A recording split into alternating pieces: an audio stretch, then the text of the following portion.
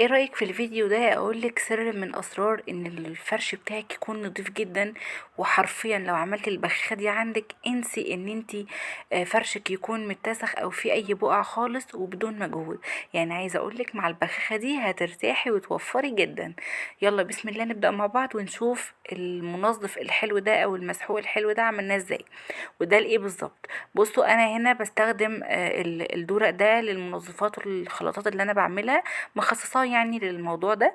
براحتكم بقى، انتوا عايزين تعملوها في بوله، عايزين تعملوها في الازازه اللي انتوا هتصبوا فيها على طول، مفيش مشكله. هتضيفي ايه؟ هتضيفي كوبايه صغيره او اللي هو الغطا بتاع الدوني او الفلفت، اي معطر عندك، او اي مثلا مسحوق جل عندك، تمام كده. هتحطي منه كوبايه او فنجان. بعد كده هتضيفي نص كيس من الفانيش، الكوريكس، اي حاجه بودر واي حاجه مش مقاطعه. انا بديكوا بس مثل كده، وانتوا بقى براحتكم. لو انتوا مقاطعين فانتوا هتضيفوا حاجه انتوا مش مقاطعينها، يعني هتضيفوا اي حاجه تكون لازاله البقع تكون بودر. وكمان كوبايه او كوبايتين على حسب البخاخ اللي عندك من الميه السخنه. اسمعوا كلامي وما تضيفوش ميه من الحنفيه، وضيفوا ميه سخنه.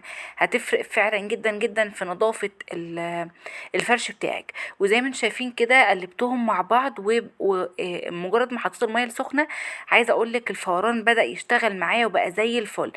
وبعد كده، بعد يعني قعدت ارج فيهم شويه، وعلى الفرش بقى بتاعي كده، على الناشف، على الجاف، وبدأت ان انا ابخ كده بالبخاخ. وفي الحته اللي انا حاسه فيها ان هي متبقعه او فيها مثلا بقعه او متطربه او حاجه، ببخ كده بختين وبفرشه او بقماشه او بفوطه او بسبونشه، وبدعك كده دعك بسيطه خالص.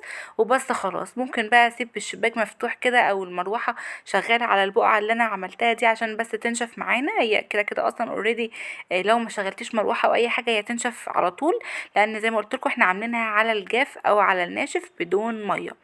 يعني هي بختين بس بالظبط. يا رب الفيديو يعجبكم، ما تنسيش طبعا اللايك والشير. اشوفكم على خير ان شاء الله في رعايه الله، مع الف سلامه.